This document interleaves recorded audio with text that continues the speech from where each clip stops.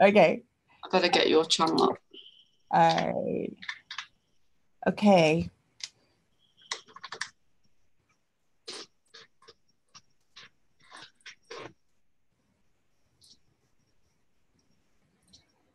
Yeah, I better mute.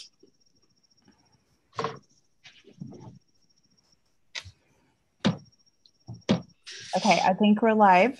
Hold Yeah, on. we're live. All Yeah. right, everybody. Good afternoon, good evening. This is Michelle Thompson and Trisha G, and we are live with Cosmic Consciousness. And today we're going to be talking about finding your purpose. So, Oh, I've got a ringing in my left ear, really high pitched, right? Just really? yeah. I don't get it very often in my left ear. Wow, that's Well, good. I get the ringing in my left ear, and I get the funny feeling in that I haven't had a ringing in my ear for ages. Oh, it's gone. Yeah, there's a few watching now because I think a lot of people forget which week we're going. Well, we changed the date, and sometimes we're on my channel. There's Johan. Hi, Johan. They probably still don't get used to which. The beauty of this, now the new Premiere things come out, I can upload this to my channel and play it live for the ones that miss it. So I can replay it on my channel live. How cool is that? That is cool. Hi, Celine. Yeah, I'm loving this new Premiere tool that they've brought out. All right. Hi, Celine. Okay. For some reason, it's on the Zoom part. It's not popping up. What? YouTube isn't? Yeah. Also, Yeah. It's really weird. It says it's redirecting and it's not showing up. All right. I guess I'm going to be watching it from the other one. I don't like watching it from here because it's got that delayed thing. you don't like watching it, from you? Well, I like watching it from Zoom because Yeah, I do. I keep my Zoom open and then I just stretch it across so I'm looking at the chat and then exactly. That's what I do. But for whatever reason, it's not. It's doing something really weird. Oh. It's like stuck, and it's not. You got to pop it. Oh, got it. Got it. You got to pop it out. Yeah, I got it. I got it now. All right, here we go. Okay. Hi, Shannon. How are you? Hi, Irex. So we've got Johan, Celine. Hi, Celine. I don't think I've ever seen Celine before. Hi, it's nice to meet you. Well, she was messaging me earlier, adding me to a group to do with Hawaii, and I said, "Oh, we're going live in about an hour and 45 minutes." So she said, I wasn't sure whether she comes on or not. I couldn't remember. So I said, we're going to be on Michelle's channel. Awesome. Well, nice to meet you. Yeah, good that you've come. All right, so let's go ahead and get started. So we're going to talk about finding your purpose. So, this all kind of came up when Trish was talking about how she put a post on Facebook. And so why don't you talk about that and what your feelings are about that, and we'll just kind of go from there. Yeah, because the post is called. What did the post say? Let me get the exact post up so I can read it to you. It was very short and sweet, and some of you did actually. I don't know if anybody in the chat here has responded, but I know some people from YouTube did respond, and it was about your life purpose. But I want to just quote exactly what I put. Quite surprised by. So all I wrote was, "Would you like to know what your life purpose is?" ? Comment below. Now, my phone says nearly 100 comments. Facebook on the computer says about 70 something. But so I was quite shocked, actually, to see the response and quite saddened by some of the responses. So if, I don't know, there might be up to nearly 100, say, comments. Some of them I replied to, some. And most people, I think there was one lady who is going to come on my channel who does access consciousness and other stuff. She said, thankfully, I found my life purpose. And she was about the only one out of nearly 100 comments. And there was people ranging from, I don't think I have a purpose. I I think I'm just here to pay the bills and basically die. Most people from all ages, right from young, I know some young people perhaps wouldn't know because I didn't know and we'll get into life purpose, what it is, ranging up to, more mature ages. A lot of people around my ages, there was people local to me that I actually know, and I thought they were really, because your life purpose isn't necessarily what you're paid for, but if it is, you win-win. Like, I feel I found my life purpose at this moment. So this is how it came about, because I was like, wow, like, what do I do with this now? Like, nearly 100 people have commented. They're now waiting for me to tell them what their life purpose is. And obviously, to really help somebody pinpoint that, you're not just going to click your fingers. So I have a question for you, and I have my thoughts about this, but I want to know what your thoughts are. Do you believe that everyone has a purpose? Yeah, I do. Okay. And why do you believe that? Like, why do you think everyone has a purpose? Because I feel like, why are we here then if we don't have some sort of purpose? And that purpose could be, in some people's eyes, quite small. It could be. So that would mean that if we all have a purpose, that would mean that everybody's divine. I believe we all have a purpose, and we might have several, and we might have many or several different through our lifetime, and it may change. That's my belief. Like, I believe now, maybe I'm wrong. What do you think? What do you think a purpose is? Like, do you think it's like the reason that we're here, or does it? I mean, like, is it like a lesson that we're supposed to do, or like, what do you think purpose actually means? Like, I think it's something you uniquely have, or have got to give the world, or are very good at. So you think that it has to do with giving the world, or do you think it has to do with your own soul purpose growth? I think it probably ties in with both. You're giving, it's something you give to the world. But when you give, you receive, in my mind. Mm-hmm. If you're truly giving, and it, like, for some people, like Mother Teresa, let's use her as an example, because what she didn't do for money for herself. She was a life path 9, and this is where I feel numerology can help with it. Her life purpose for her was to help the starving and the homeless, I guess, in a nutshell. But she was a master manifestor, as we've talked about before. She could manifest millions and millions of pounds to help the starving, the homeless, the injured, the sick. She gave her life. She was service to other people. Okay, so let me back up here. And I'm not disagreeing with you. I'm just presenting thoughts that other people might have. Yeah. And then I'll share with you what my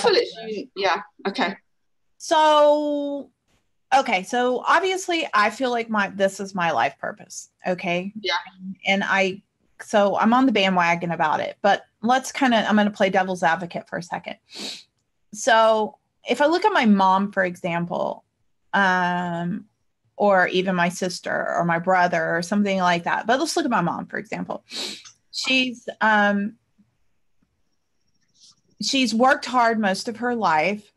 Now she's retired, and she married somebody who that helps take care of her, because he's a retired cop and retired military. So he's, they're comfortable, not rich or anything, but comfortable. She's super loving and all that kind of stuff. But like, if you look at it overall, if you really look at it, it could be, and dig into it, maybe her purpose would be to, constantly show me what love is, or something like that, because of what my purpose is. Okay. So it's like aiding in my purpose kind of thing. Yeah. But let's go a step but beyond that. Okay. So my mom's mom, she was a very, very poor woman who lived out in the country, who had 7 kids, and she was a seamstress. Okay. And her husband left her and started a whole nother family. And so she raised 7 kids on her own. And so what was her purpose? And I mean, so like, it may have been just to be a mother. Like, how is she affecting the world on any level? Like, because, I guess, okay. And so you see where my questions are. I mean, I have my thoughts on it, but I want to know, like, what do you feel? Because I'm trying to, like, because these are kind of questions that a lot of people present. That's why they say the things like they said to you in those comments, like, you understand what I'm saying?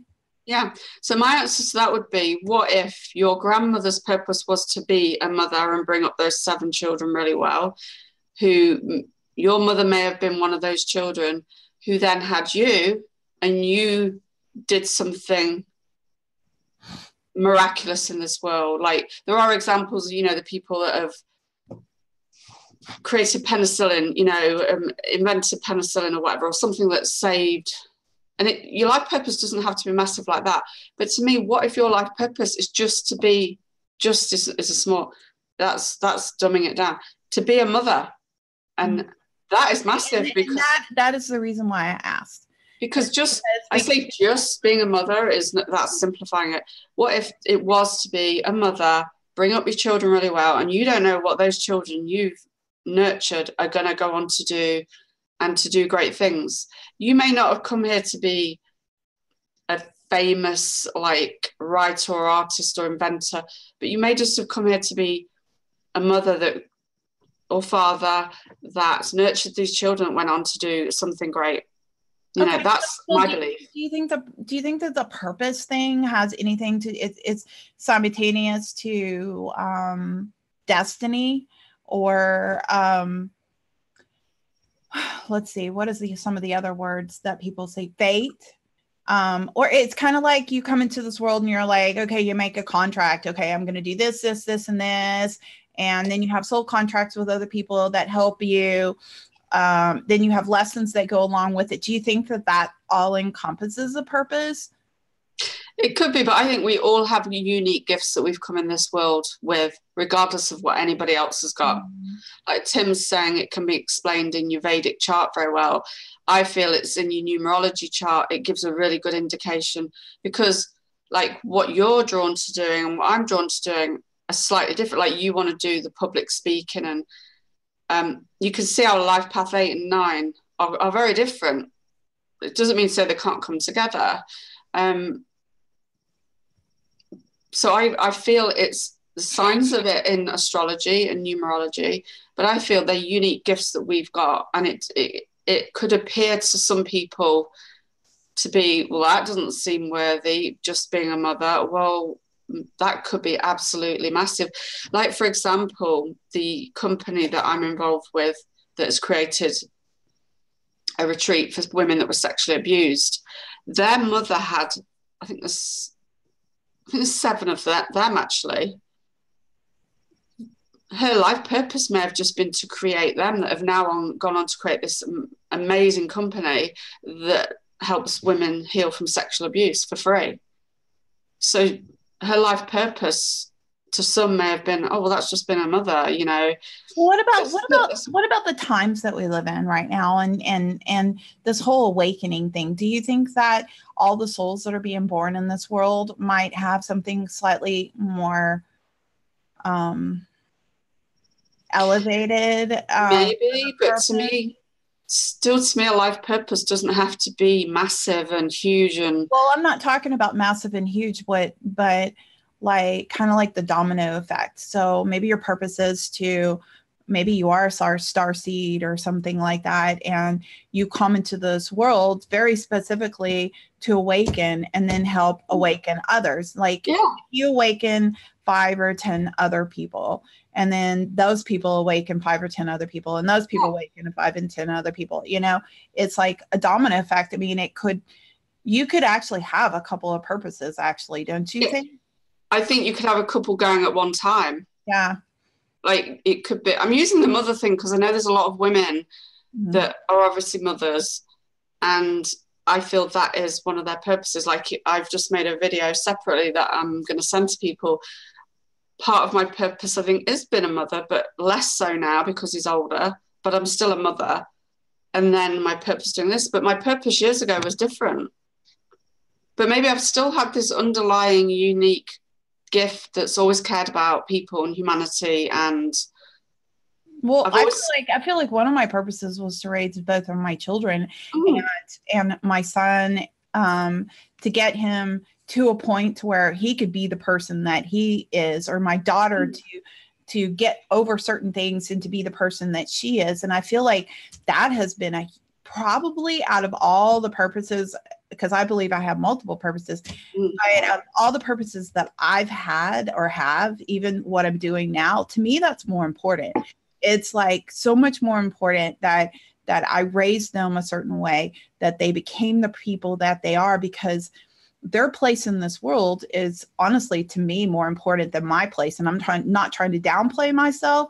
It's just that they're the younger generation that is going to bring forth, whatever's going to be happening into this world, and but even like my hairdresser, like I'm talking like more day-to-day jobs maybe, or careers. Mm-hmm. She loves doing what she does, and it shows her. And you feel great when you've had your hair done. You feel beautiful. I just feel amazing when I've had my hair done. She loves doing that. And if that's her purpose in life, to make people feel and look amazing, that's that. But to some people that wouldn't be enough, you see. I think a lot of people think it's got to be something massive. But I actually agree with you 100%, because I think that if you're creating beauty in this world, then you're making people feel good. And if people walk away feeling good, you gave them a moment of pleasure in their life where they feel good about themselves. And I mean, because years ago I used to be a makeup artist, and when I used to do that, I loved doing that, and I loved doing it because I made people feel good about themselves. They walk away going, "Holy cow, I'm beautiful." And I, in Estee Lauder, when I used to work for them, they used to say their theme was that there is no such thing as an ugly woman, only a lazy one. And that was her theme, because she believed that all women could be beautiful. Yeah. And it's just a matter of how do you take care of yourself. And I believe the same thing about guys. You can take a guy, and if he's sloppy dressed and that kind of thing, and you just clean him up a little bit, shave his goatee and make it all like clean cut, and give him the right clean cut haircut, and a nice shirt that's not all wrinkled or oversized or baggy pants, put them, get them a little nice looking, you can make almost any guy look decent and handsome, just by changing the way he presents himself. And I think that if you're like, for instance, if you're a stylist, somebody who does something like that, or hairdresser, or a makeup artist, or something like that, you're making people feel good, like you said. I mean, absolutely. What about a florist? A florist is a person that makes that creates these beautiful things for people. It makes their heart flutter because it feels good, right? I was about to say, I've got a gentleman that I've read for, and he's a 9, actually, 70, and he's a landscape gardener. Interesting you said about forests, because I thought I'd bring the men into it. He's a landscape gardener now. He runs his own business, and he's a tree surgeon, and he absolutely loves what he does, but not just for himself. He knows other people love the finished product, because he doesn't just do the tree surgery, he does the landscape gardening. He gets paid to do what he loves, and he makes people I love in fact, I've decided this year, I was having a conversation with my mom. I love making things. So I'm an artist by heart. Okay. So I don't care what kind of art I'm doing. I just like to do art. And like, I was talking to my husband, I had to redo his resume, and I was like, and I really got all into the design of doing it, because I was a graphic artist too. I've had many lifetimes. And so, anyway, so I was doing it, and I was like, he's like, "You don't have to put that much work into it, Michelle." And I'm like, "Oh my God, you don't understand. I love doing this. This is like fun for me." So I decided that this year, I'm going to make all my gifts. And I was having a conversation with my mom about it, and we agreed. And some of the gifts I'm making are going to be pretty extravagant. Like I'm going to make a life-size, Shane's helping me, obviously, some of this I can't do, but we're going to make life-size Jengas. Oh, Jenga. Yeah, the game. Yeah. So we're going to give that to the guys. And I was talking to my daughter about it. And I said, do you think Daniel will like it? And she's like, oh my God, Mom, that is so incredible. That is awesome. And they're super excited about it. And the whole thing's only costing me $30, but it does require my time. And, you know, that of building it and, you know, putting this together and making, my mom's like making these tic-tac-toe boards that are like really big, you know, like they're making, because her husband does all this construction stuff too. And so we're doing that. And so like I make jewelry, you know, and stuff like that. So I'm going to be making that as well. And I have my famous bath salts that I make, and I make soaps and everything. So I went and I bought all these really decorative boxes, and I bought all the stuff to get together, you know, put it together. And that's what I'm going to be doing for Christmas gifts this year. And it's fun for me.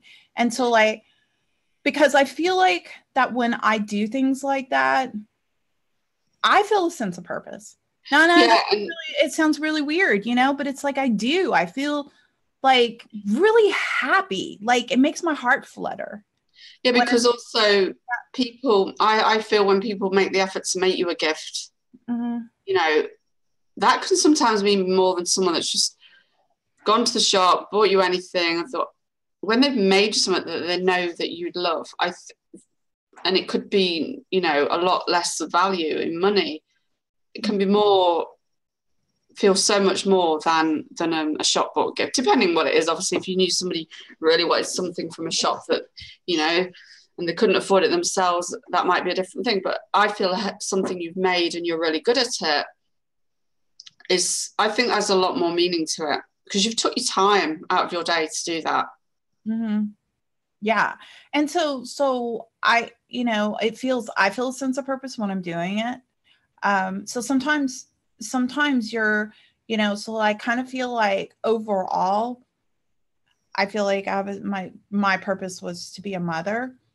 The other one was to be an artist. And for the rest of my life, I'm always going to have that. That is the purpose of mine. That's like run through your whole life then, the artist. All different variations of it. You know, I was a graphic artist. I was a art director. I've been production artist. I've done makeup artist. I was a hairdresser. So that's like a unique, that's a unique gift you've got that's run all the way through your life in different. All variations, like variations of crafts and just whatever, anything that I can make, painting. I've done every variation of art you can imagine. I even got into countertops. Like I figured out how to make countertops look like marble. And so you found your life purpose. You know what your life purpose is. Well, here's what I believe. You correct me if you think I'm wrong. Okay. But I believe that if you're following your heart and you're doing what you love, that is your purpose. Yeah. If you're aching for something and you're like, you know what I really want to do? You know what I really like to do? Yeah. And if you're not doing it, then you're not following your purpose. But if you are doing it, then that is your, you know, like if you're doing what you love, then that's your life purpose. I mean, that's what I believe. And you know, what do you think? Yeah, I do. I just wanted to mention a comment Tim made about astrology. It's for it goes. What did he say? He says, I think your Western ascendant, so say for me it would be Virgo, is your young life, because I can relate to both. And your Vedic ascendant would be your adult life, which for me is a Leo. And I'm more Leo-like ascendant now than I was. I would put me more as a Virgo as a child and more Leo-like as an adult. I think there's something to that. But I want to know if there's anybody else in the chat who believes they've found their life purpose, because I've just been pretty blown away by how many people didn't and wanted me to tell them what their life purpose was. And there was men that joined in as well, and I was just really, really surprised that some of the really, I felt like I've got to do something about this. Like this can't be left. Like, I'd love to know, is there anybody in the chat that really has found their life purpose? Because It's Has got found or hasn't found? has. Okay. Because I know there's some that haven't. So Delaney says she's found hers. Do you mind me asking if you found it, what it is? Just watch your videos. Okay, I've seen your videos, yeah. I've seen Delaney's videos. So Shannon, you know your life purpose. Do you mind me asking? If you don't mind sharing what it is, if you have found it. I'm just really... So Johan says, I'm weird, I know, but I know what it's like to look for a lost pet and not know if they're dead or alive. Then I take the animal off the street. I don't know what she means. Oh, she stops and checks on animals that were hit by cars to see if they're alive and if they were in a car. Yeah, I mean, that might be her life purpose, to like rescue animals that have been hit on the road. You know, this is how varied it can be. If that gives her joy to rescue animals that have been hit and find the owners, that's your life purpose, or one of them. Well, that's like expressing love. I mean, you know. But not everybody would think, oh, that's going to be my life purpose, would they? Because they'd be like looking for, where's the payment in this? But it's not always necessary. It's not necessarily about payment, because No. I don't get paid for all the stuff I make. I don't think, you know, all the stuff I make. Somebody said to me when I was in the store buying all this, I was buying a whole bunch of stuff to put all this together. And somebody said to me that was in line, they're like, oh, you're getting ready to make a whole bunch of stuff. And I say, yeah. And she goes, what do you make? And I showed her my earrings and some of the jewelry I was wearing. And she's like, oh, I need your card because, you know, and I was like, I don't sell it. And she's like, why? And I said, because it takes me too much time to do. I don't know. There's no way. I do not have the time to do that. I make it strictly out of love, and I do it for fun, you know, and it's just something I enjoy. I think if I did it for a career, I probably wouldn't enjoy it. It would, because it'd be too, you know, you'd have to, you know, it would just take too much time. I'd have to like send it off to China, have it made or something, because I wouldn't make any money off of it, you know. So Fancy Feathers, she's found hers. Do you mind sharing? I'm loving that there's so many here that have found their life purpose. Did Shannon said that she found, oh, there it is. Being a loving mother, daughter, friend, empath, healer. I love that. That's great. I'm glad that you found that. Shannon. I really appreciate you sharing that. Yeah. Obviously, you've got to help yourself first, because you know, like Lacey Fancy Feathers has said, always helping others. Is that, you know, when you say helping others, though, like in what way? Is that your life purpose, you know? Well, that could mean a lot of different things. That's what I mean. That's why I was asking her to elaborate. Yeah. So I've actually had a conversation with Maria, and Maria's in the process of developing skills so that she can. Oh, Maria, yeah. She's starting to. She's developing these skills to get on that train. She's bringing hers out, yeah. Putting it all together, like she's taking classes. Yeah, I was talking about Lacey, Fancy Feather Jones. Oh, okay. Yeah, Maria's like, because, yeah, and it goes in line with, like, I know Maria's life path number, I'm pretty sure I know which is, and what she's doing is actually in alignment with her life path number. Hey, Shannon, by the way, what kind of healing are you doing? What modality are you studying and doing? I'm just curious. I'm always interested in learning about different people's modalities. So I'm Jackal, none of them. 7. Yeah, Maria's the 7, yeah. Oh, she's the seeker of the truth, the psychic one. So Tim says, I went to China on a trip. 11th, 3rd, 2011, day of Fukushima. Went that.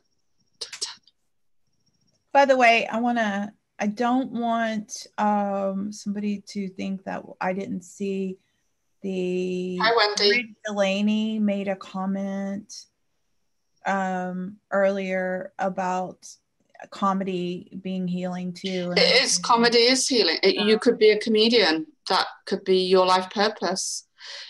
There's a great guy, I don't know if you called Tim Minchin. I don't know if anybody is Australian, but he lives in the UK now. I think Les has gone back to, and I knew straight away he was going to be a life path 3, and he is.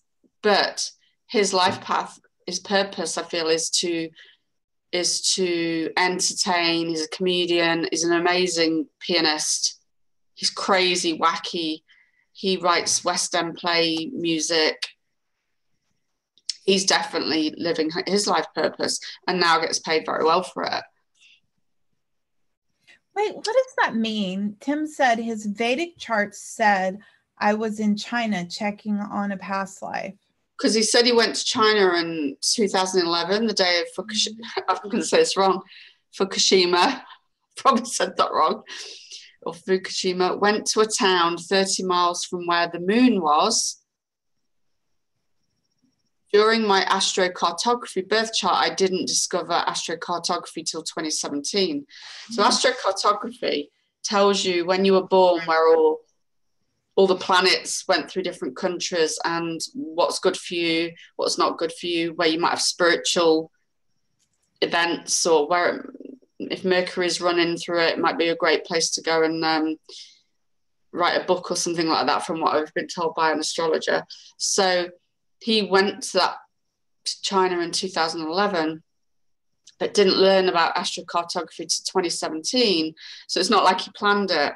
And it's same with me with Egypt. I went to Egypt, had no desire to go to the pyramids, and I found out 5 or 6 years later that Pluto ran right through the pyramids for me, which Really? could have been pretty something could have happened to me.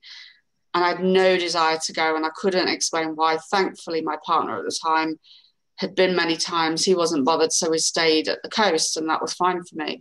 Had I gone to the pyramids, it could have been quite different. Like they say Princess Diana was told not to go to Paris because Pluto run through Paris.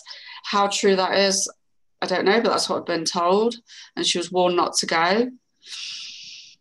You know what, Shannon, you're actually right. I have a really good friend that is probably one of the most powerful healers I've ever known.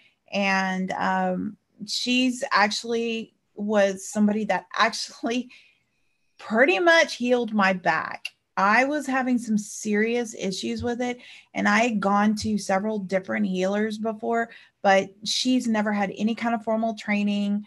And I haven't. Yeah, she's never had any kind of formal training. And that's why I was just always asking about people's modalities. Like, how do they, when I say that, I don't necessarily mean, are you a Reiki master, or you do quantum training, quantum healing or something like that. I'm just like curious about the modality in which, how do they do it? Is it like before I did take some formal training, but before I did that, I would go into a trance and I would do some sort of shamanistic work that I learned while I was in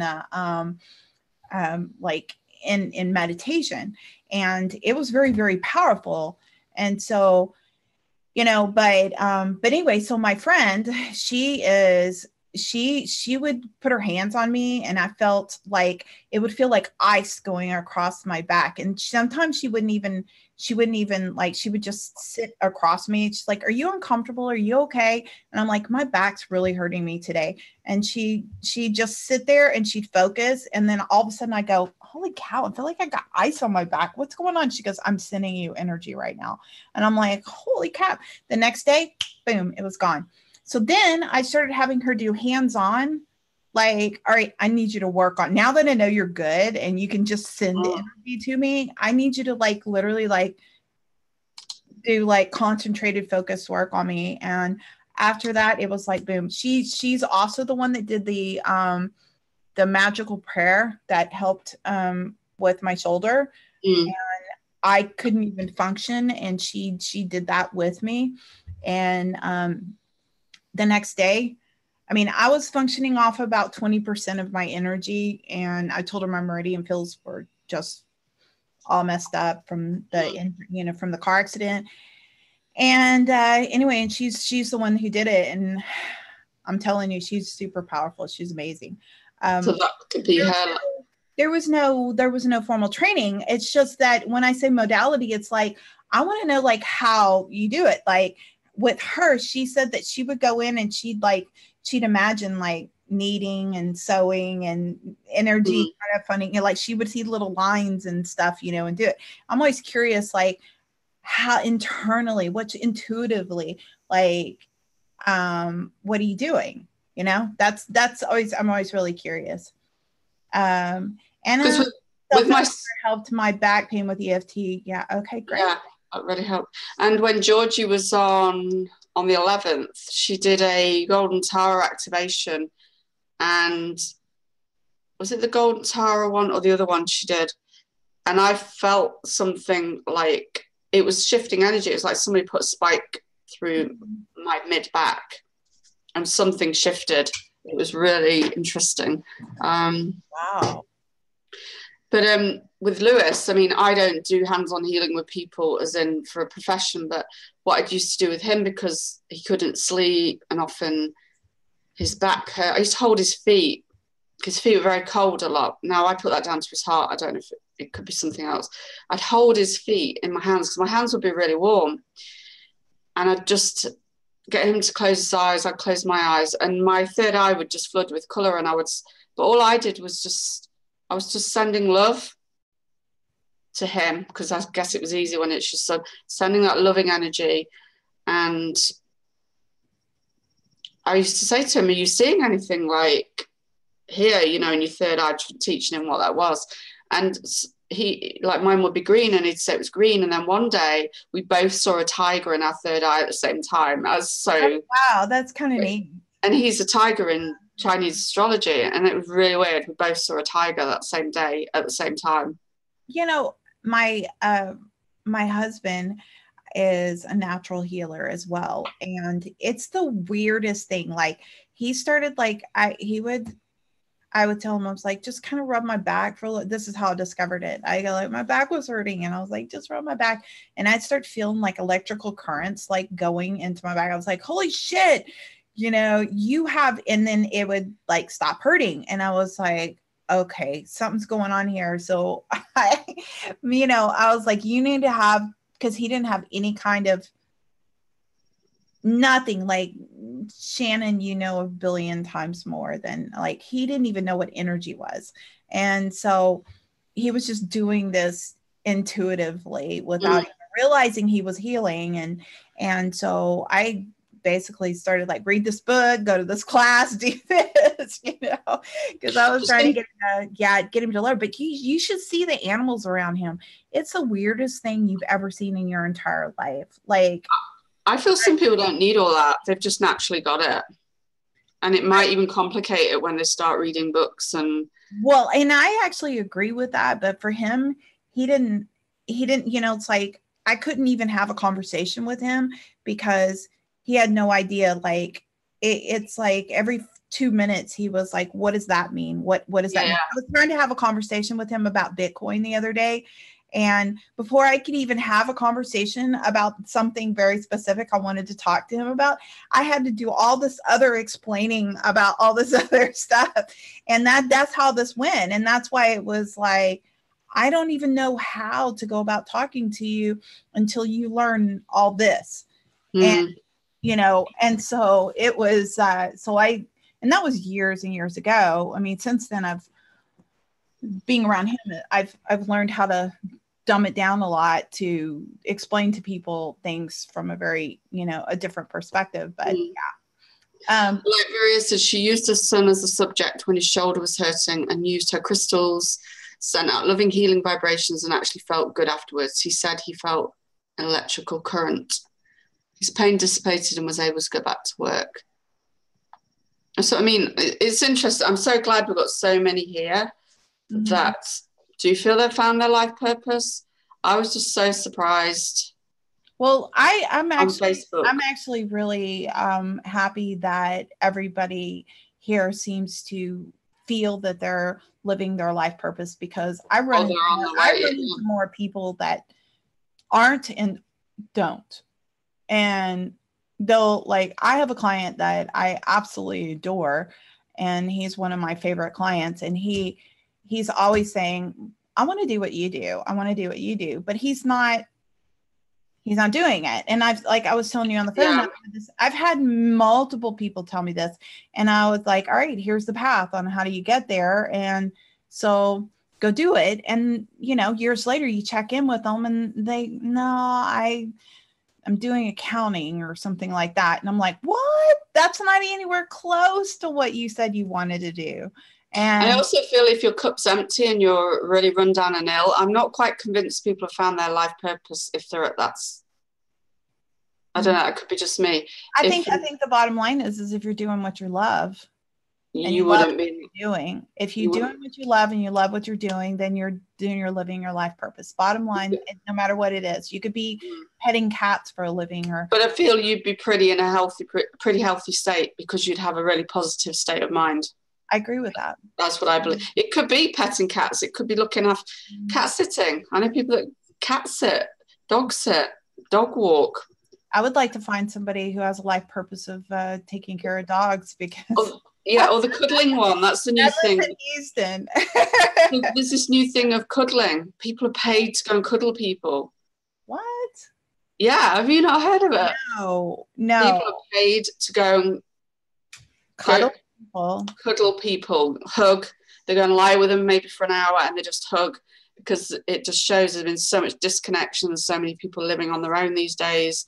Some people don't get hugs off anybody, and they pay someone to go and lay and cuddle with them for however long. It's a real thing. Wow. That's really interesting. A bit like cat and dog sitting, but they're going to give them a cuddle for an hour. Wow, that's interesting. There's no sex. There's no, it's just cuddling. That's really, really interesting. Yeah, that's funny. Tim says, hey everyone, got my life path reading from Trisha this week. Very interesting. Yeah, we've got to do the Zoom session because I had to switch things around. But in a way, it's probably worked out right because given time to digest it. But Tim's a life path 8 like you.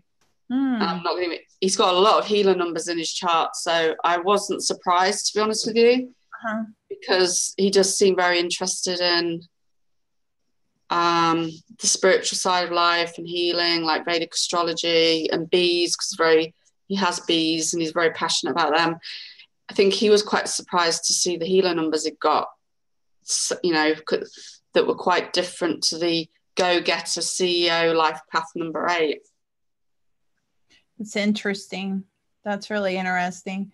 I just think that the biggest thing that I find, and I'm just really excited to see that everybody in here seems to have found it. And so that's refreshing, very refreshing, but I don't run across that very often. I mean, I find that most people don't. And so somebody asked me well, how do you find your purpose? Because most of the people that walk into my office are broken. So that's what I see. I see broken people that are healed, and then they end up finding their purpose. But the way that I help a person find their purpose is I ask them questions. I'm going to tell you what I do, and then you can kind of tell me what you do. But one of the first things that I do is I ask them okay, if there was an apocalypse, and there was, and we had to rebuild, everything was wiped out, and then we had to start all over, and we were rebuilding cities, and everybody had to have a job doing something. You're not getting paid for it now. You have to contribute. Okay. So what would you do?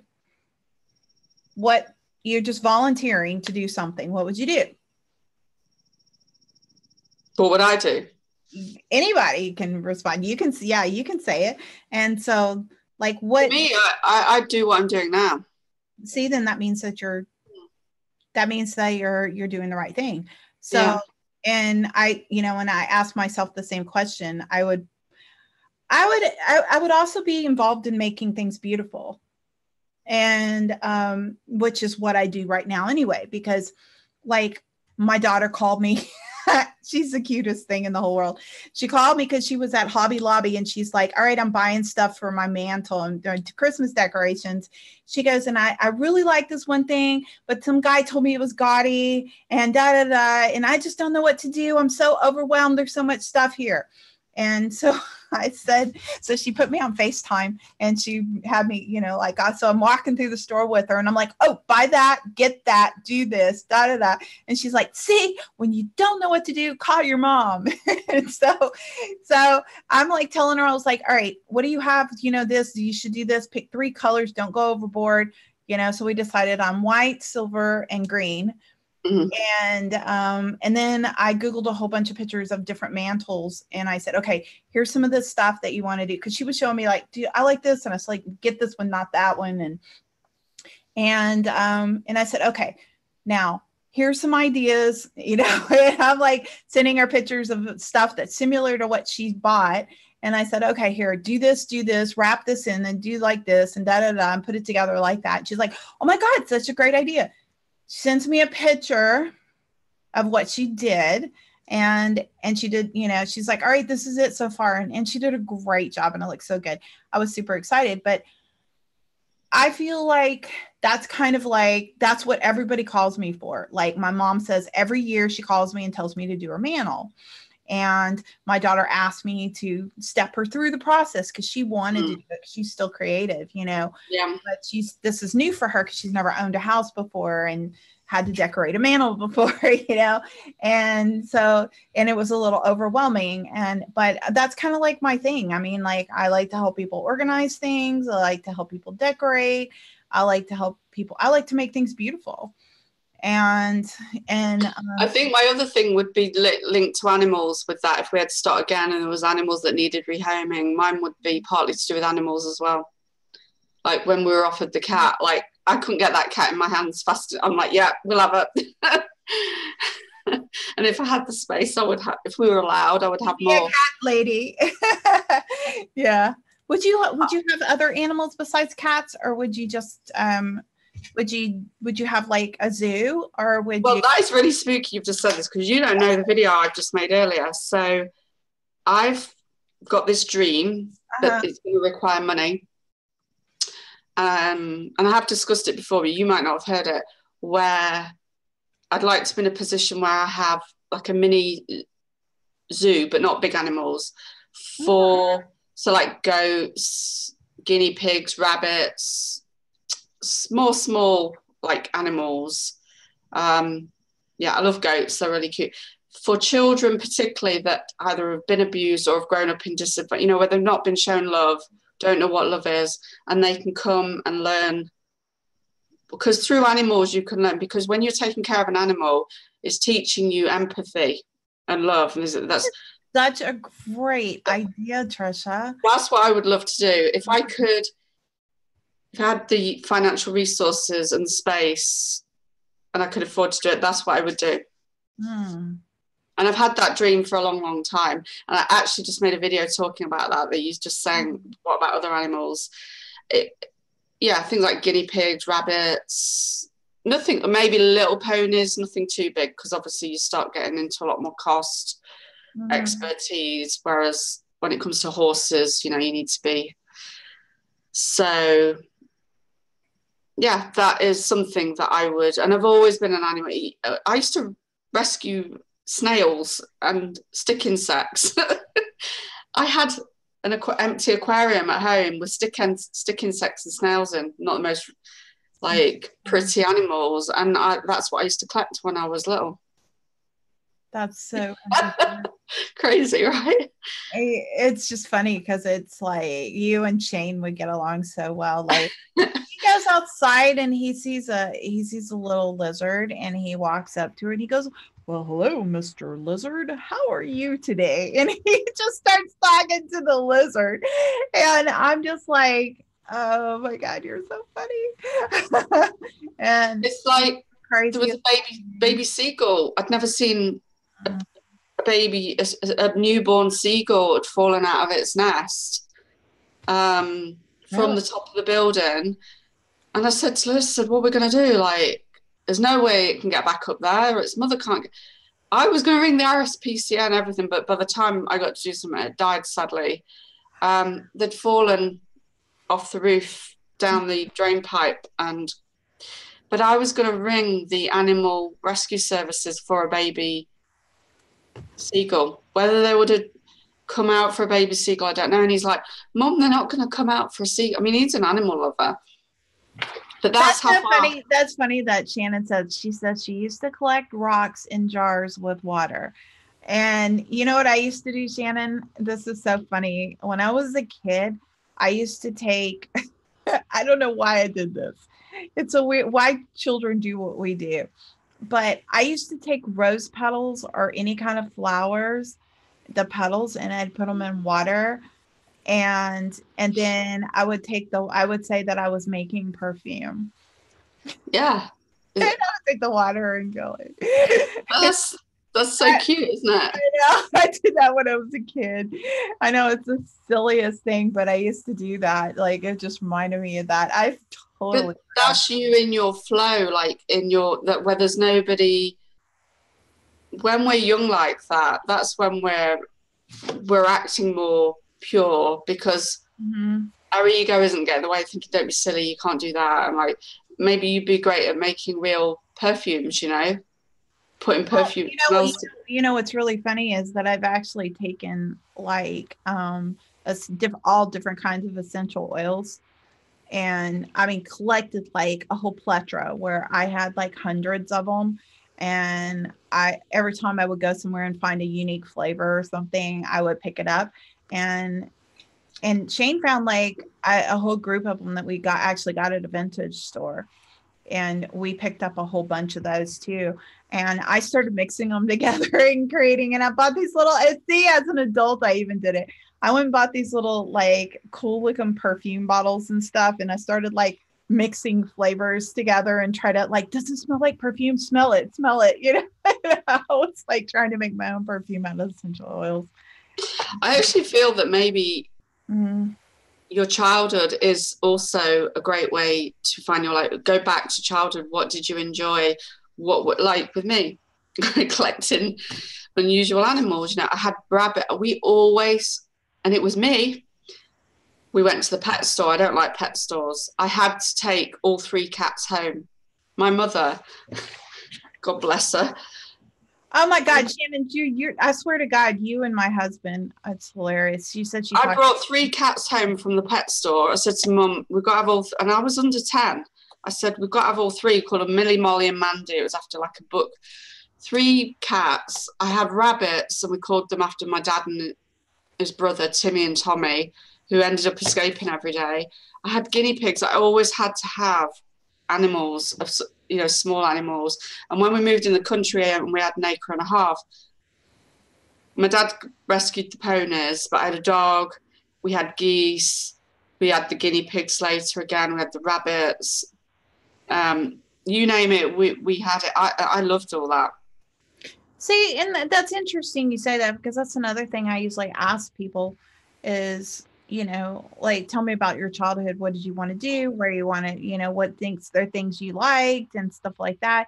And, you know, each child has like fantasy dreams, but sometimes as child, we're doing things kind of like you said, or like I was doing, like I was literally like making things. Like I would make all kinds of crazy stuff. I'd made instruments out of Coke bottle, like, you know, like the old fashioned Coke bottles. Like now it's like beer bottle thingies, but you know, the tops that are made out of like metal, and you have to pop them off of the Coke bottles. Well, I would take those and I would glue them together. And then, you know, if you go like this, it made a click, click, click, click, click, click noise. Yeah. You know, I took all different kinds of scrap stuff and I would just make things and figured out ways to make a drum and all kinds of stuff. And I was making instruments, and I was telling all my friends, like, okay, let's create a band. And we're making these silly instruments and stuff. And so, you know, as a child, I did that too, you know, and I think that if we look at our inner child and what our craving was, what did we enjoy doing? What did we really like to do? I mean, I can tell you as a child, I thought I was going to be an actress or a model or something like that. But I would say those words because everybody has inspiring dreams or visions or whatever. But the reality is, like, what did I really like to do was make things. I loved to make things. I remember I was like 10 years old, and my mom taught me how to sew, and I made this beautiful silk blouse. And, you know, she took I me. was just going to say, you know, making clothes, like maybe they were the fashion designers that, you know, I'd love to know if the fashion designers of today that have made it, that what they love to do? Yeah, yeah. Was that their childhood? You know, did they play at making, like, I think the example of Victoria Beckham, who was in Spice Girls, world famous, you know, wasn't the greatest singer, but fashion designer, whether you like her clothes or not, she has flown as a fashion designer. Have you ever watched those reality shows where they compete, where they have to create something or make something?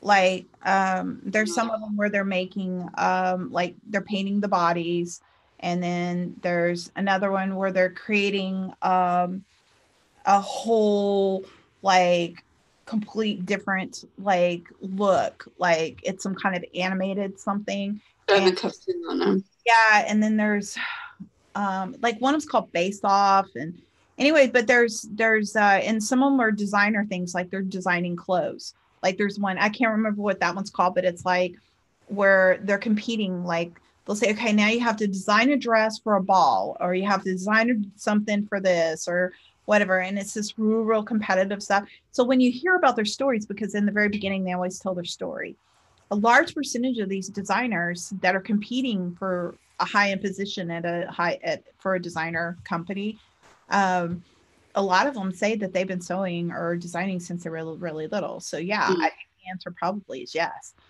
So, you know, you know what I'm saying? So you don't have to be famous in what you do to be serving your purpose. Like I still do the things that I enjoyed as a child. And one of the things I like to do as a child was sketch and draw and do art and stuff like that. I'd love to make things, anything I could make, I enjoyed. And I still do that. You don't have to profit off of it for a living. You don't have to. No, you don't. It doesn't necessarily have something. Following your heart. Do what you love. And do. If you get paid for it, I think it's just win-win, you know, because you're loving what you're doing and you're in your purpose, but it can be separate to your Raven Man reading, and I'm a vulture and a bee totem. Oh, bee totem, and he's got bees. Interesting. Maybe I'm here to clean a mess. Yeah, that's interesting. He's a bee totem, and Tim has bees at home, I believe. That's interesting. That's really interesting. Well, I think that if you're really looking, like for the people, there's people here in the chat room, but there's, you know, I don't know how many people are actually responding, but for the people that are watching, because every time I check back, there's 2 or 3 times the amount later that actually watches it. So for the people that are actually watching the replay, here's the thing.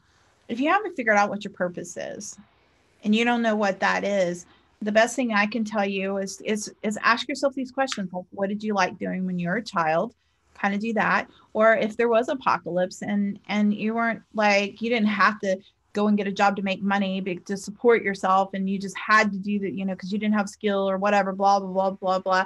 Somebody required education or something, you know, like what would you do to contribute if you needed to contribute? Like, what would you do? And, like I've asked Shane that question, and, and it's, like how we came up with Shane's career was, if you could be anything that you wanted to be, and you took money out of the equation, and and it was all like lined up perfectly. The stars were all in alignment and everything was going great for you. What would it be? And that's when he came up with the whole idea about being a private investigator. And that's when I said, all right, let's do it. And he loves what he does.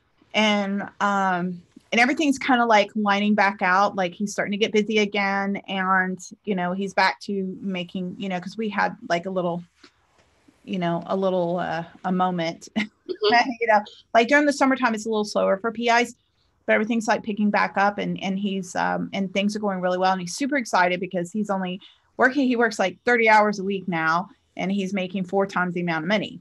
than he was Awesome. when he had to do like the security job just to pick up extra stuff on the side and having to work 80 hours a week, you know, and he was still wasn't making as much money. I'm going to have to ask Lewis that question. I mean, I've asked people before, like, if you could do, like, I asked my dad this question, if you could do anything, you know, money was not an option. That was more a dream rather than a life purpose. And his was, because he was going to be a jockey. But he said his dream, if money was not an option, was to be a footballer. He would, and I always remember watching him and he'd be really bitter about how much footballers were paid. And when he told me that, I said, "You're just bitter because that's what you." I said, "If you'd got paid."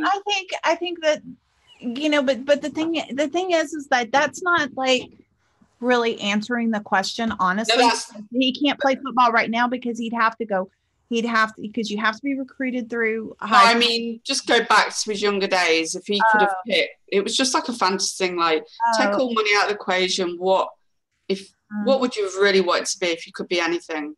But that's not. I would have been if I could go back in time, I'd be a spy. Really? Do you know I would have if I could have picked anything? And yeah, I would be like an international spy, like a 00 agent or something. I would be a dancer, actually. You'd be a dancer? Yeah. You know, when you see the really funky dance, like, because I did used to do ballet and tap, but I wouldn't want to do ballet. I'd want to do all the faster dancing. But yeah, I gave it up when I was about 10. So if money hadn't been an option and I could have done anything, it would have been to be a dancer. So it would either be a spy or a race car driver. One of those two. I know. Yeah, it's really funny. And I never have to ask Lewis that question, like if there was an apocalypse and then we had to rebuild, what would he, because he wants to go in the police, or it would have been the military or police. He really wants to go in the police, but we don't know if that's going to be because of his heart. We don't know. It's still about the medical side of it. Everything else, I don't think he'd have a problem, but I'm going to ask him that question. If that doesn't work out, maybe he should try fireman. And you still have to pass the medical though, don't you? No, I don't think with the fireman it's a stringent. Yeah. It is very hard to get in the fire service here. A lot of them start as volunteers now.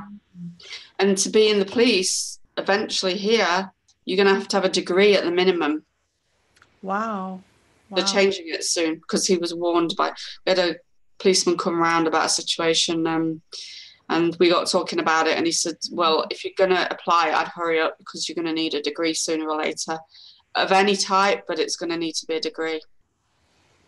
Yeah, they're changing a lot of that stuff. They started doing that over here. Right now, it's only associates. It's associates in criminology. Yeah, it's getting the fire stuff. It's like gold dust getting because once people get in, they don't want to leave because it was one of those jobs that was more secure for life, really. If you wanted it, they're like gold dust getting in the fire service. Yeah. So people don't want to leave. So like, I think that if you kind of like ask yourself a few questions, there's a lot of different ways that you could do it, but okay. So, when I asked Shane, I said, you have to be realistic. So as the person you are right now, because you can't go back in time now, this very second, if somebody like handed you the money and handed you the degrees and handed you everything that you needed, and it was all nicely packaged in a nice, pretty little box. And they said, okay, here's everything that you need to go do this. What would you choose? And that's when he said a private investigator. So then that's why we went that direction. Now, because you have to be like realistic when you're trying to figure out like what path you want to take. And I was really quite surprised because I was expecting him to say like veterinarian or something, but he ended up saying that. And so he said no. When I asked him that about the veterinarian, he said that he's too sensitive. And if he saw a dog dying, it would break him up. Yeah. It would just tear him up. So he said he's just too sensitive. He can't handle it. And that's the problem when it comes to them passing. That's where I have the problem because the thought of losing my cat I'd cry probably not I wouldn't cry over losing a human, but I cry more over a pet than some humans at times. I thought of, when I thought she was really sick at one point. So sorry, just to interrupt. Everyone in the chat right now, send loving. Is Tim in California? Wait, why is everybody sending him love? What's going on? That's what I was just asking. Because you're asking if he's in California? Well, because the fires in California, it's horrendous, isn't it? I know. Did you see all that? That's crazy. I watched one video and it was like, because before the California fires were more hitting the forestry or I'm probably not saying the right words, but now it's hitting the home. And this town, it was just on fire. It was just houses. I live in area, it's all bad. So are you right in it, Tim, near it? 45 minutes away from the fire. My friend Suzanne, who's not in the chat tonight, like sent as well to her son-in-law is a fire chief. He's like out there like fighting the fires at the moment. So I mean, it's crazy. It is crazy. It is absolutely. We need to pray for rain or whatever it is that they need to put. We need to hire a whole bunch of shamans and do a rain dance or something. If it's rain they need or something to put them fire out, that's what we should be praying for, or doing a rain dance, or you can have our rain. Right, yeah. It would take probably a lot of rain to put that out though, to be honest, because it blows my mind because I saw pictures and thought this is something out of like a film, like 2012, like where you just see. I know. When I saw the video, one of my friends showed me the video, and I was like, "Holy cow!" I couldn't believe. I was just blown away by that. I was just like, "Oh my God!" I couldn't even imagine. I mean, it looks like something you would see, like end of the world apocalyptic type. Yeah. I mean, it was just this blazing fire that was over like large areas. I was just like, I think they said so many football pitches, like a lot of football pitches. Now, this could be misquoted. I'm sure I read something like 80 odd football pitches per minute or so many minutes. That's like the whole of our town been wiped out, gone, everybody dead. I was like, what the? I know, it's crazy. So let's all pray for rain for California and put this. Absolutely, I agree with that. Fires out. But as far as anybody who's watching that is watching the replay, if you don't know what your life purpose is, the best, there's a couple of things that you can do. You can work with Trisha. She's, one of the things that I actually had one of my clients call her because I said, look, if you're not sure that you're on track or whatever it is that you're, that you feel like that you should be doing, or you even questioning it and want to know for sure, why don't you call Trisha and get her to do your chart and find out. And, and so, as far as her purpose and everything, really didn't have to do with her career. And she was already starting to move in that direction and everything. So it was just a lot of confirmation for her, and it just made her feel so much better. And she just feels, and the interesting thing is that she's like really been stepping out and trying to help me, and like with social media, and she's just doing it on her own. And I'm like, wow. And she's like, Michelle, I love you. She goes, you're just so amazing. I just love you so much. And she goes, and I feel like you've got a message, and, and she just, and this is the client that comes into my office and sees me. Like, she's been with me for years, and we've worked together for a really long time. And I mean, and she's probably, Trisha, I don't think you saw her, but she's probably one of the prettiest girls I've ever did see. Yeah, because at the time, like we didn't have cameras on, but she did put hers on. I saw her. She's beautiful. She is. I mean, she's so pretty. I mean, she's a 9. She won't mind me saying, because she did come in the chat the other day. I was like, oh, I know who you are now. And she's a life path 9 as well. Yeah. So, yeah. She's beautiful. I mean, I could have spoken to her for hours. Like, she's a dream person to read for. And she's so sweet. And, and she's like really stepping that up and just like, I love you so much. And she goes, you're so amazing. And she goes, I really like help her like think outside the box, and she's able to look at things slightly different. And she's taken a lot of my classes. She's also been a client of mine for many years. And, and it started off with, just doing hypnosis to help her with manifesting and achieving goals because she's a pharmaceutical rep. Yeah. And so she was just like, I just need to be focused. And that's where we started. And before we knew it, I ended up discovering things. And I'm like, all right, we need to work on this because this is what gets you off track every single time. So let's work on that part, and over the years, she was just like, we've just gotten to be really close. She's amazing. So. Well, it's like tonight I had my private one-on-one EFT session with Anna that I do the show on a Friday. And this is how I give an example of, you go to somebody for one thing, maybe like a certain topic. I'd gone to her because we said we'd do a swap, and I'm doing her husband's chart for him, and he turns out to be another number 9. So all these 8s and 9s. I know, all these 9s. And like, so we did the session tonight, and the topic has always been about a certain thing to do with abundance, to get, because I've had blocks on that. And then tonight I had a massive healing, and it went all the way back to Lewis been born. Really? So this is going on nearly 20 years. And this is the EFT lady, right? The EFT, so we're tapping on different things. And then she says, well, do you get an image of anything? Because this is what she'll ask. She's definitely found her purpose. Mm-hmm. And I'm like, well, it's really weird. It's absolutely nothing connected. But I've just seen a flash image of me holding Lewis in hospital. The first time I could hold him in 10 days. And I'm holding him, and I just break down. Like, I am crying, like, when you really just let rip. And I was like, I thought I dealt with this, but I said it still sits with me, and it's nearly 20 years. So we're doing the tapping, and we've calmed a lot of it down, but it was like, you just think you've dealt with things, and that's 20 years. And I just had the massive shift, and I totally broke down, like really broke down, where I could barely speak at one point for crying, and it shocked me. That's amazing. But that's the thing with EFT. You go looking at one thing, and it starts to peel these layers, and you actually start, well, actually, what I'm really affected by is this. It's not, tap right now.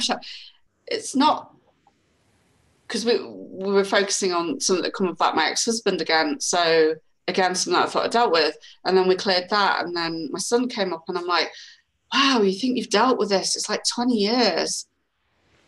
And I'm crying now as much as I did 20 years ago, But you think, it's okay. But it will be having a knock-on effect on why we agreed to do the tapping in the first place. Well, the thing is that same with what you do. You probably right. Yeah, absolutely. But the thing is that our emotions are stored in our muscles and in our energy field.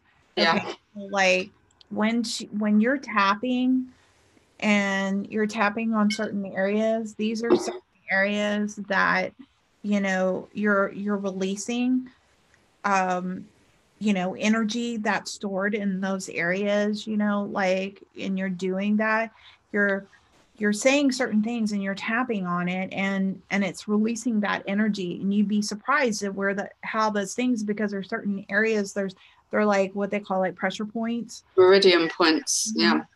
And then you start, what I do, and a lot of people can see images, and it'll be a flashback image of something from your past, mm-hmm. or a person. Absolutely. Exactly. Now, so like my dad's a massage therapist. I mean, there's so many different ways that you can open up these memories. Yeah. My dad's a massage therapist, and like he said that he started taking, he took a course in myofascial release, which is a more advanced kind of thing.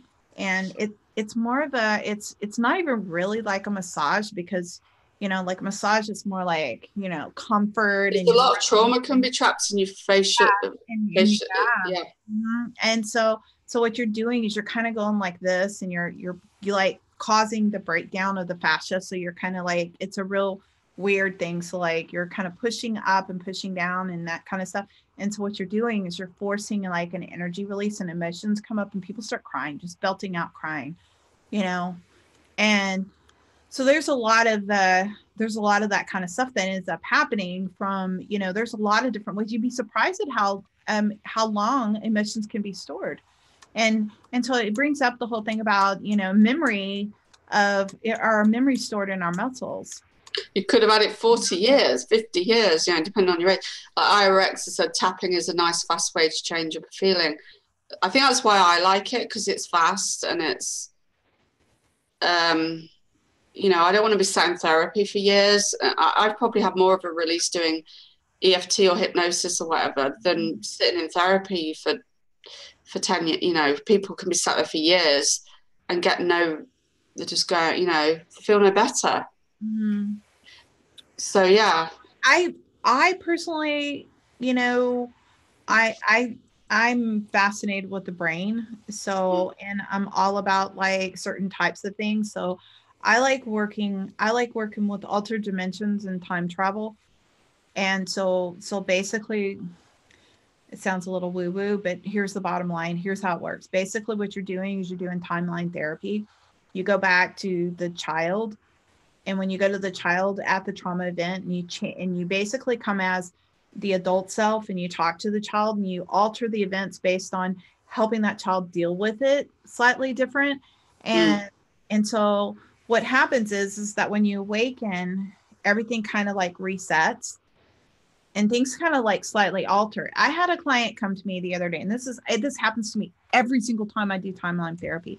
That's why I'm like sitting here. I was telling her, I said, do you think, and I was just questioning like what her thoughts were. I said, do you think that by doing this that we're actually altering time? And she said, I believe we are. She goes, because I feel like, she goes, Michelle, after we did that, my dad called. He never does this. And she said, he called me up and he apologized. He said, I love you. And she goes, I don't remember the last time he said he loved me. And she's like, it was like everything got fixed. He like, yeah.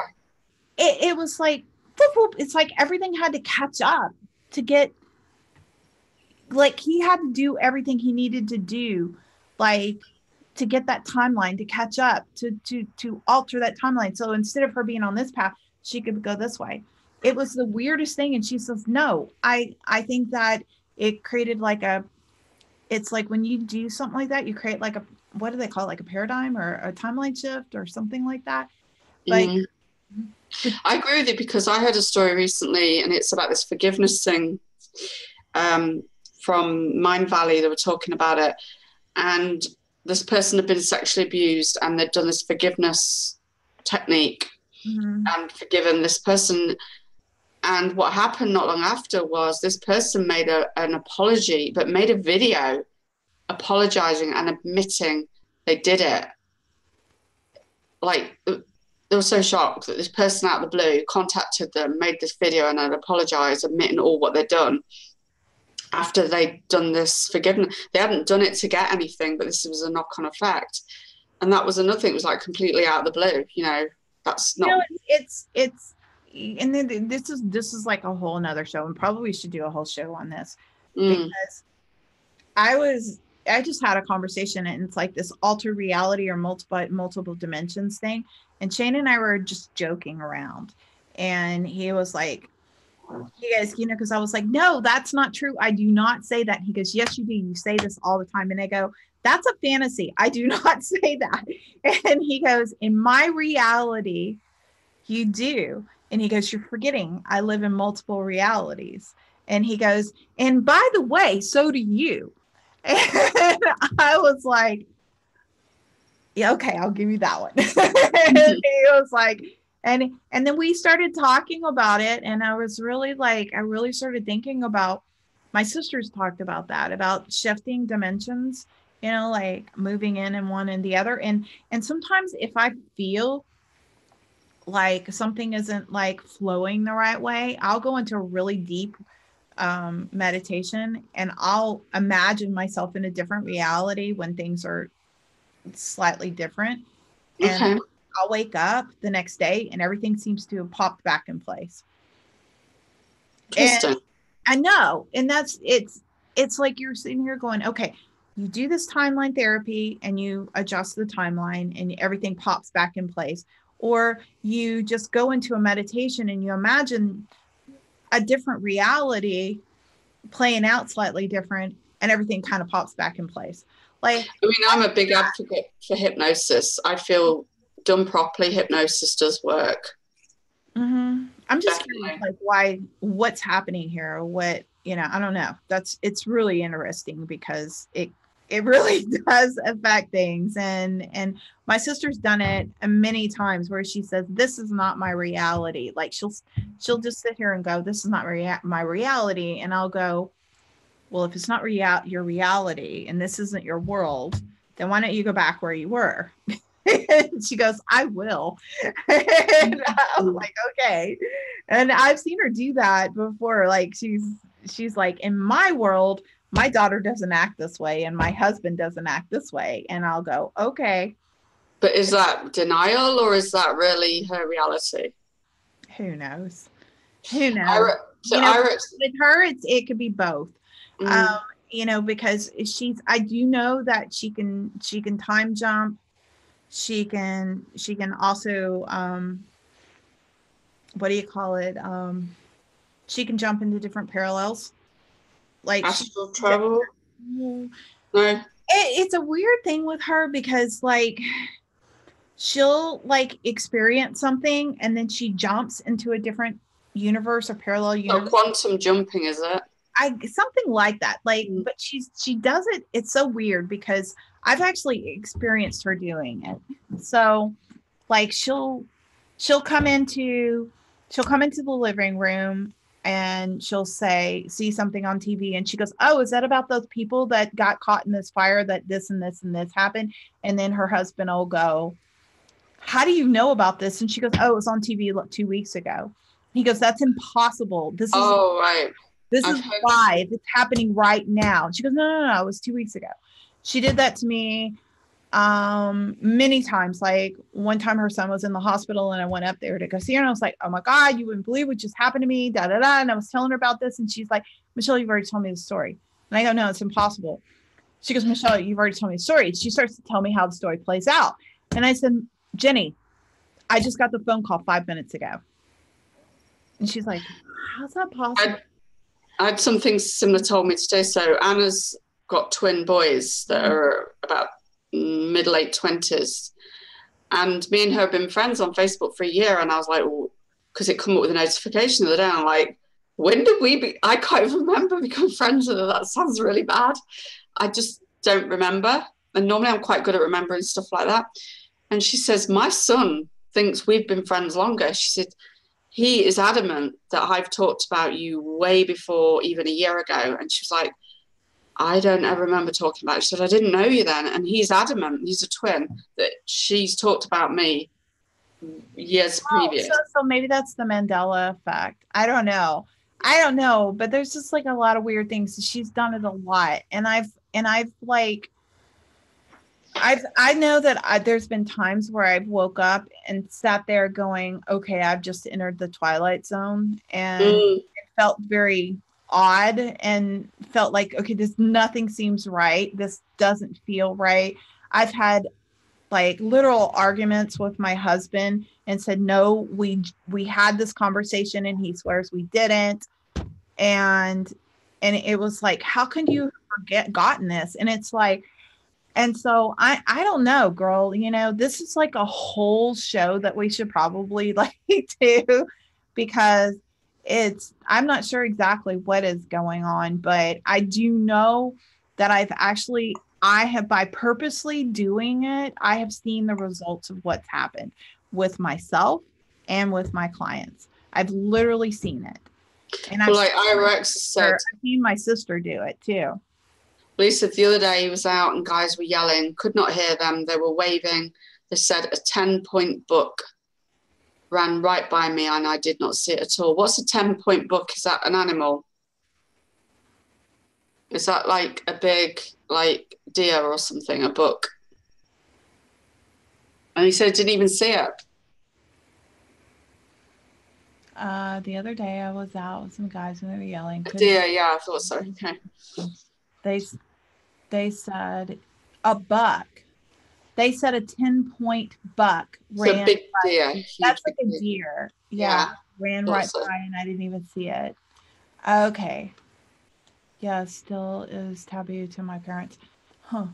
Um, yeah, That's the whole so show, isn't it? I don't know. There's a lot of weird things, but I here's the thing is that I, and Shane says this all the time. It's like my my reality is so different than most other people because of the things that I've experienced. Like this with my client. I'm like, all right, you want to do something and you want to fix it? Let's do it like this. And then we do it and their whole world changes. Like everything. And I mean, I've done some really crazy, kind of weird, spooky, sort of strange things like that, like where everything alters. I mean, it's 100% alteration. I've I've done I've put we've infused sigils into stones like for my clients. Like we've infused those. They've actually drew them, created them, da da da, put them into and put it into a ring. And I told them not to take it off, and it altered their life like that. Like a lot of weird things. But I know it works. Yeah, well, if it works, yeah. I mean, and it's strange. But anyway, so I guess maybe that's part of my purpose too. Yeah. To do weird stuff and get people to alter their realities or If whatever. intuitively that's what you're guided to do with your work, then and it works, then I think honestly, I think if you were to really put a theme on everything for me, I would say create happiness. yeah. And But don't right. you think that's what everything boils down to, is we're creating happiness in people? I do. I If do. you boil all those things down, what someone is getting from that is happiness, whether it's saving their pet, whether it's Okay. So then if you were to really like say what is your life purpose, then you would say, how am I creating happiness in the world or in my world or in my garden? And because if it makes you happy, then it's going to be making the other person happy. I I think feel I that, think I think that's really the bottom line, because we can sit here and say, okay, I do timeline therapy, or I make jewelry, or I yeah, paint fingernails, or I do hair, or I do makeup, or whatever. It all has a common theme. happiness. It all has a common theme, and it all comes down to the thing that it's creating happiness. It's like I like doing things that makes people happy. I like to I like to create a space in time, a little block in time that makes people happy, and that's to me fulfilling, whatever that may be. And Johan's right, what makes you feel whole? So yeah, you're going to feel whole by doing it, and you're creating happiness. Yeah. So let's take Shannon for example. She was saying that she's a healer. Okay, so that makes her happy. And Ellie used to do a lot of the same things I do. And she was talking about that earlier. And like some of the stuff I've done in my past. And she was talking about how fulfilling it made her feel. And so that made her happy. It's those things that we do. If we're creating happiness for other people, for ourselves and for other people, then you're living your purpose. And I think that's the bottom line. And I think that kind of rings true to you in a lot of ways, like you're creating happiness with animals or cats or making a farm or or doing numerology and helping people understand where they're at in their path and their life, and Yeah, because I get messages from ladies, particularly ladies, because more of the men go for it. Not always. I can just think of a few really good examples where they're life path ones, and one of them particularly, these are more local to me, but it was through, it was online. We did the readings. She's become a Reiki master and she wanted to be self-employed doing it, but she thought, how can I do it? mm-hmm. When she learned she was life path one, she was meant to be really ideally self-employed, and that's all it needed. And then they get back to me and say, by the way, I've started my business, it's booming, Or one of them was an animal communicator. She said, do you mind if I practice on your cat? You know, would you like me to use your cat as an example? I love that, because it's like, that's what was done to me, was somebody just gave me a few words of, you've got what it takes, you just need the confidence to give it. And that's all it took for me to go for it. Mm-hmm. Mm-hmm. And to hear other people get back to me and say, by the way, whether it's a man or a woman, it doesn't matter what it is, that they're now, you know, living their, you know, they're running their own business, they've given up that job that they hated and they're really doing well, or they're making steps to get to being set. There's one woman that I work with, she's from overseas originally, and she's making steps to becoming self-employed over time, because not everybody can jump straight into self-employment. There's things she needs to do first, and that gives me pleasure. Oh, absolutely. I totally agree. The same thing happens with me when I end up because you want to hear other people winning at life is like, makes me feel good. Right, exactly. Yeah. I get people that when somebody, like, I had this one lady who messaged me on Facebook and I hadn't talked to her in like 5 or 6 years, and she's like, you changed my life, blah, blah, blah. And I'm like, it's nice to hear it, because they disappear after you work with them. You want to know, like, what's the follow-up, did it make a difference in your life? How has it changed who you are today? Like, did you stick with it? Like, what are all those things? I mean, definitely those are important things for us to know, because it does make us feel good. And because when you are at the end of your life and being, going, maybe your funeral comes along, people are going to remember what you did and how you made them feel. And there's this really great quote: they won't remember that expensive couch you had, they'll remember how you made them feel. And maybe, how you made them feel, basically, at the end of the day. Not that you had a very expensive couch or designer shoes. They don't remember that. They remember how you made them feel. Mm-hmm. I agree. Nothing wrong with having an expensive couch or designer shoes. Nothing wrong with that. But it's more about how you make people feel. And I think that that's absolutely correct. So on that note, unless anybody else has anything to say, oh, by the way, if anybody has any suggestions on some shows that you would like us to do, because we were kind of like, we were trying to decide, like, oh, have we done that subject yet? Have we not done that subject yet? If there's anything you want to learn, anything that we should talk about, anything that you think is a great suggestion, if you think about it later, you can always come back on the show on my channel and just type it into the comment section. Yeah, if there's something we haven't done that you can think of that would be, there's so many things we can do, but I was starting to think, I don't want to like duplicate something we've already done. But yeah, I just going back to the the end of your life, I can think of somebody who was a very, in my family, multi-millionaire. Sadly, there was less than 30 people at their funeral, and most of them would have been not even family or friends. Mm-hmm. Yeah, when my father passed away, he still had money, but not as he helped a lot of people when he probably needed the money for his own family. They were standing up in the church. And most of his friends had died by this point. He was one of the last. They were stood up. There was no room in the church. Mm-hmm. And I feel that's often a sign of somebody. And he wasn't an educated man. He wasn't. But you know what? He lent money to people that were desperate and needed, they just needed, like, a bit of not a loan shark in a bad way, but he would help people out. He did get screwed over a lot of the time, mind you, but you know what? He still did it. He would do it because that was what he was like. Yeah, absolutely. Okay. And anyway. Tomorrow night we're tallying up where we've got, I think we're going to be on week 5. And I was trying to pull that up real quick on the reprogramming thing.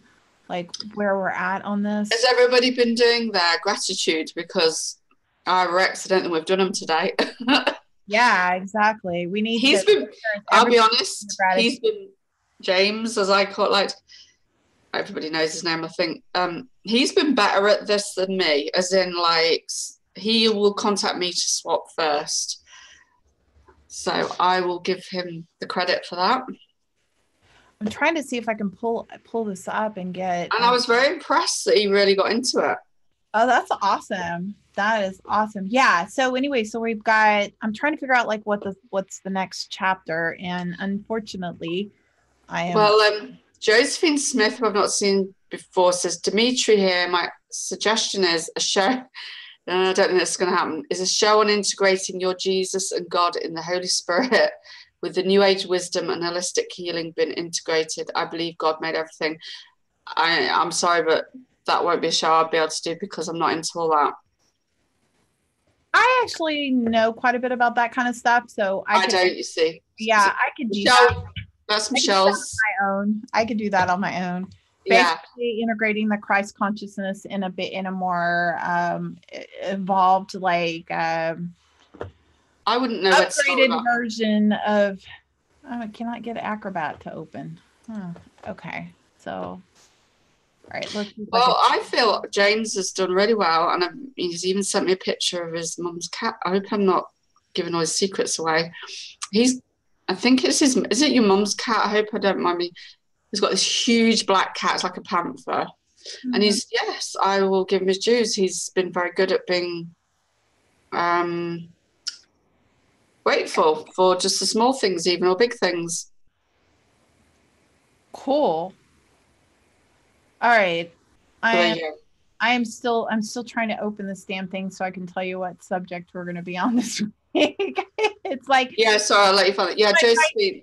Every time I try to open it up, it's like the program's crashing. Michelle would be better at that subject than me. It's not my I wouldn't have a clue where to start. I barely read the Bible because that's not my thing. I've read bits of it. I think there's some things. Actually, so yeah, what is it? It's not the love, it's not the relationships one, it's the, I can't remember the names of it, my brain at the minute. The other program you're running. Is it reprogram your? Yeah, it's actually following my book, You Can Be Awesome, but it's reprogramming your brain. So let me see. I'm trying to find the next chapter. Hold on a second. I got it on my phone now. If I can get my. I've just opened another tab up to see where we're up to, or where you're up to. It's part 5. Yeah, so part 5 is the next one. We just did, which is what? Is that manifesting? Reprogram your brain, part 4 was the last one. Okay, so hold on. So we just did alchemizing. And it doesn't say what the topic, just says reprogram your brain, part 4. Okay, hold on. I'm fixing to tell you. Right. Hold on. I'm almost there. I'm flipping through the book. I'm thankful I didn't have little kids. It would kill me. Yeah. Okay, so the next one is manifesting. Okay. Ooh, nice. Yeah. So I'm really going to dive into, Trisha and I have actually talked about this a lot of times about manifesting, but I'm really going to dive into the core of how to do this. I mean, literally like step by step, what to do, how to make this happen. And we're going to get into the things that are like super powerful that's going to actually make this work for you. Because one of the things that you're going to learn how to do is use your emotions to actually manifest. This is a subject I really love. So this will be, so that's tomorrow night at 7:00. Yeah, so we're going to be talking about manifesting. And anybody who hasn't been doing the reprogramming, this is still a subject that you will love. Okay. So you should watch it. Even if you haven't been watching it, you can always catch up on the other stuff. So it's a really, really, this particular subject is, I mean, I've nailed this one down, and I can tell you every single person that I've said, do this and do it exactly like this for a certain amount of days. I mean, it's boom. I had a client one time who came to me and she was so funny. She's like, Michelle, I have to tell you something. And I go, okay, what's wrong? She goes, I think I'm magic. And I go, what do you mean? And I didn't Who tell said her. that? Who said that to you? This is a client of mine. Oh, yeah. I took her through the next stage and I told her what to do. And she just follows me blindlessly. I didn't say, okay, now we're going to manifest. I just took her through the next thing. This is how I want you to do this. This is what I want you to do. And I want you to do it. And she thought it was part of the reprogramming. Okay. So she starts doing it. And suddenly she starts seeing that this stuff was happening. And she says, everything I write down comes true. It's like I have a magic pen, and if I write it down, it's going to happen. Well, if it works, then you know what? I know. My belief is if it works, it doesn't matter, does it? It was really funny. It was so funny. And she told me the stories about what happened, and I just laughed my ass off. So I'll leave that for tomorrow to talk about. Yeah, I need one of our magic pens. Like, oh, shit, right? Anyways. All right. So you guys, we're going to hit the hay, and you guys have a fabulous day. Join us tomorrow at I was going to say 1 o'clock, at 7 o'clock. It'll be 1 o'clock my time. Yeah, 1 o'clock your time. Yeah. So I will be in the chat. Okay. I will see you guys later. And so bye-bye, everybody. Thanks for being here, everybody. I hope you got something from it. All right. See you guys later.